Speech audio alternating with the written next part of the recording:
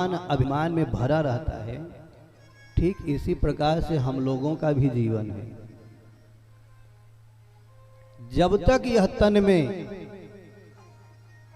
बल बना रहता है, चाहे तन बल हो, चाहे धन बल हो, चाहे मन बल हो, तब तक हम भगवान की शरण में नहीं जाते।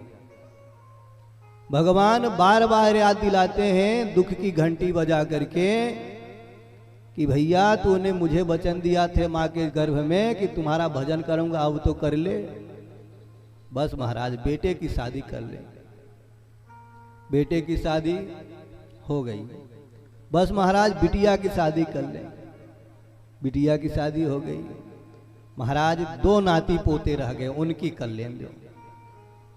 भगवान ने सोचा वे ऐसे नहीं मानेगा, तो काल रूपी ग्राह ने सीधे पैरों को पकड़ा। ग्राह ने गजेंद्र का क्या पकड़ा था? पैर। अब जैसे ही काल रूपी, काल अर्थात समय, बुढ़ापे का समय आ गया, अभी भी नहीं मान रहा। भगवान संकेत कर रहे हैं, मुंह के दांत गिरने लग गए तो डुप्लीकेट लगा लिया, आंख से दिखना कम हुआ तो चश्मा लगा लिया, बाल सफेद होने लिए तो काला करा लिया। भगवान ने सोचा भाई हमारे ही बनाया, हमें से लड़ाई, ये ऐसे नहीं मानेगा। तो भगवान ने क्या किया? अब सीधे पैर पकड़ा। काल रूपी ग्राह ने जैसे पैर पकड़ा तब चलना फिरना बंद। फिर भी लोग नहीं मानते, कहते तीसरा पैर तैयार करो, लेके लठिया।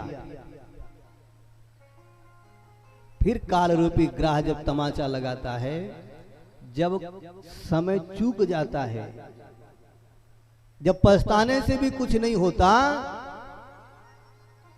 तब खाट पे पड़े पड़े भगवान को याद करता है। फिर भी भगवान इतने दयालु हैं कि सुनी रे मैंने निर्बल के बलराम।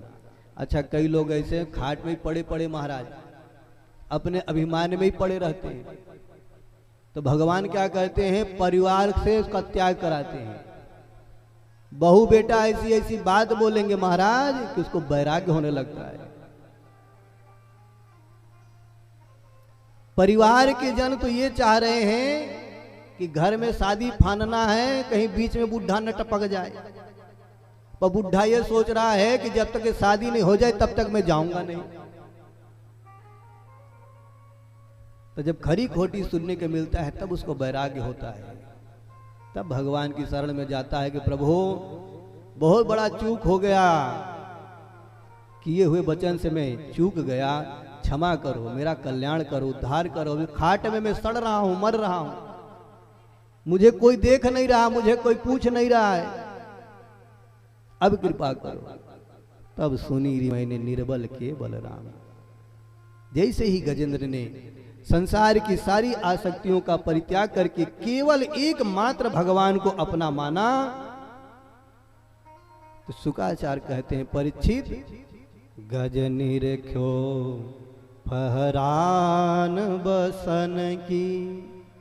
गजेंद्र ने क्या देखा कि मैं तो अभी राम नाम पूरा कह भी नहीं, केवल भगवान का नाम से पुकारने ही जा रहा था कि आधे नाम पे ही भगवान आते हुए दिखाई पड़े।